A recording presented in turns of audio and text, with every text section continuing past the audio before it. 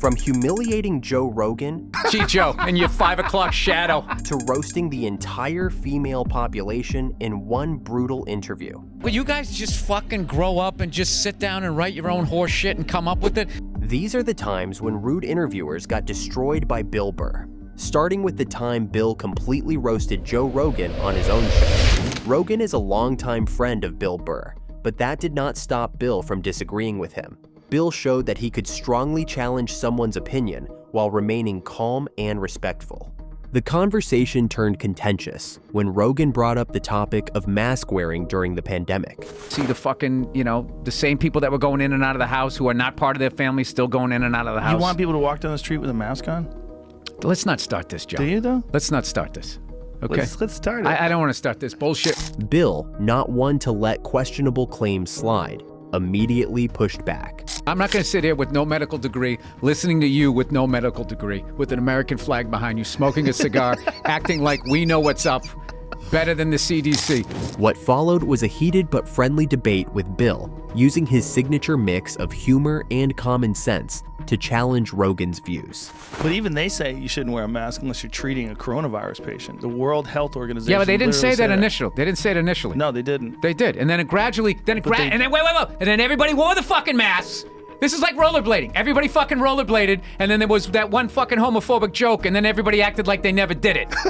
And then 100 million fucking rollerblades got thrown into the fucking ocean. When Joe contradicted himself about the pandemic, Bill schooled Rogan the only way he knew how. Open nose and throat. Gee, Joe, and your 5 o'clock shadow. This is a man right here. A man doesn't wear a mask. Why does it always become like that? Throughout the exchange, Bill maintained his position while keeping the conversation from devolving into a real argument. While Rogan and Bill's friendship survived their heated debate, the same couldn't be said for the ego of one female reporter. In what would become one of Bill Burr's most viral interview moments, a reporter asked a loaded question. Little did she know she was about to get an answer she'd remember for life. The interview started right off the bat with that question, to which Bill gave a quick answer. Can women be funny? Yeah, of course. But when she tried to press him further, he delivered another no BS reply. Some people have a hard time saying yes, though. There are a lot of angry young men on the internet that are like, women can't be fun. Will you guys just fucking grow up and just sit down and write your own horse shit and come up with it? Start your own fucking show. Have your own award show. Bill didn't stop there.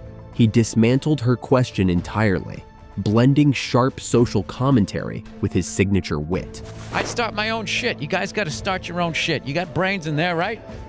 Yes, absolutely. So write your own shit and quit your fucking whining. We're all eating a giant shit sandwich out here. Nobody cares. I don't care. The reporter, clearly unprepared for his passionate and articulate response, struggled to regain control. Absolutely, but I'm an entrepreneur. I'm a white person. The fuck up. As she fumbled, Bill doubled down and left her scrambling. It makes no difference whether you got a dick or a twat. All right? Just do what the fuck you want to do, and hopefully people respond to it. But this fucking horseshit of quotas and all of this crap just become undeniable. Next, Colin Cowherd on The Herd tried to push Bill too far. In June 2017, Colin began by showing off how others felt uncomfortable at the show. A lot of people think that they're uncomfortable with my elevation. Are you uncomfortable with it? Bill, always ready with a witty comeback, immediately pushed back. No, I just see all of your insecurities. And a giant desk. Why is it so big? It's so big, it's so high. I didn't make it. Colin then tried to bait Bill with a presumptuous opinion on basketball. I heard you have a terrible theory, and I want you to say this. So your theory on Boston is, let's just wait till LeBron's old. You don't want to be aggressive and get players. But Bill was quick to fact-check him and pointed out past bad takes. Colin attempted to corner Bill again, but it didn't work. Bill effortlessly dismissed every jab.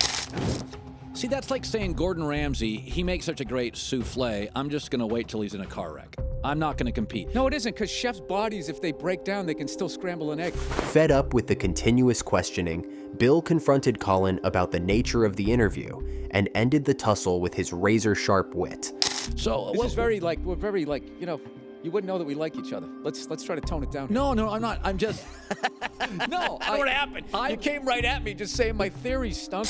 All while maintaining his composure and exposing the flaws in Colin's reasoning. On the Fighter and the Kid podcast in December 2015, Bryan Callen began by bragging about a photo he took. That's me with all my fast twitch muscle jumping in the air and throwing my groin at Brendan. So you're quietly impressed with that?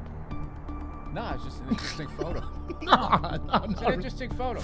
Bill's quick response almost shut him down. Listen, right. you're one of those guys, you don't need compliments. You actually need to be pulled down a little bit, to be tethered. I give myself to something. And I would say that it betrays an underlying insecurity, but there isn't with you. You're just full-on fucking ego.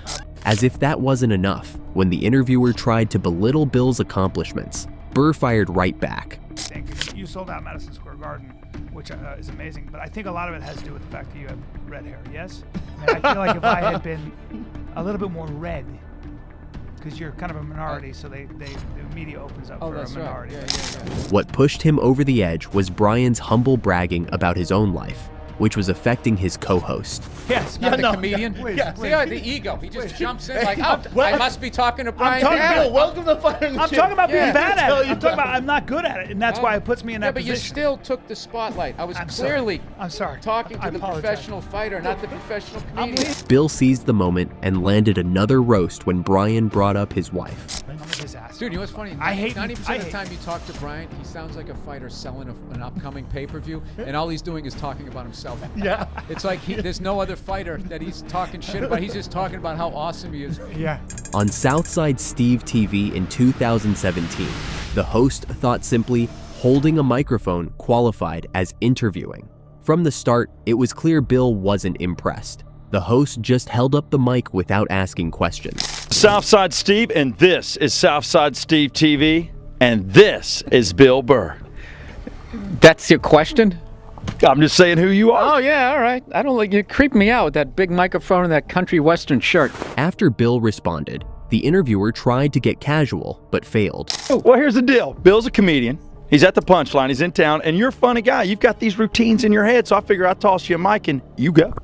And I'm going to do stand-up in front of 9 people in a radio station? No, I'm not doing that. When a co-host interrupted to explain the situation, making things even more awkward, No, I don't. I don't. Please. Is that comfortable? Is this uncomfortable? Listen, no, don't, man. Honestly.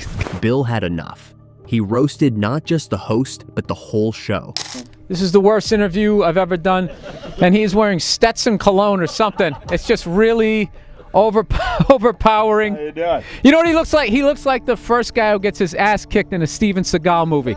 Then delivered a sassy response to a controversial question that left the interviewer speechless. Okay. Are you a racist? No, I'm not a racist. Because earlier we had some racist humor on the show. I just want to know, do you like black people? Yes, I do. Well, I mean, what? Just overall? Those of color. Anyone other than white people. I like anybody who's not an asshole. Finally, on Good Morning New York, Bill encountered an unprepared host worried about offensive jokes in his show. So your Christian background is part of the show, or at Yes, least and 2 I wanted episodes. to talk to you about Jesus after this. Well, the only reason why I bring it up is some people thought maybe you went a little too far. As the host scrambled to recover, Bill turned their lack of preparation into comedy gold. I'm telling you, you need to Google. Oh, good Lord. So did you feel you were probably being disrespectful, or just you were just having fun with some of the crucifixes and stuff like that? I don't even know what I mean, we did maybe 2 jokes about that. Yeah, exactly. One host tried to steer the conversation away, but Burr wasn't about to let them off the hook. No, this is a morning show. You can't bring up all those crimes. You know what? Technically, well, they just sort of kept moving them around. You know, like those killer whales at SeaWorld. After it kills a trainer, they'll then move it up to Seattle. They don't give them their background. all right, I'm not totally following, but... And when the host brought up religion again, Bill closed with a sarcastic barb that reminded everyone why he's one of the sharpest interviewers in the game. I meet those religious people that got upset, and I want to quiz them on their religion. All right, we'll talk about, why did I bring that up?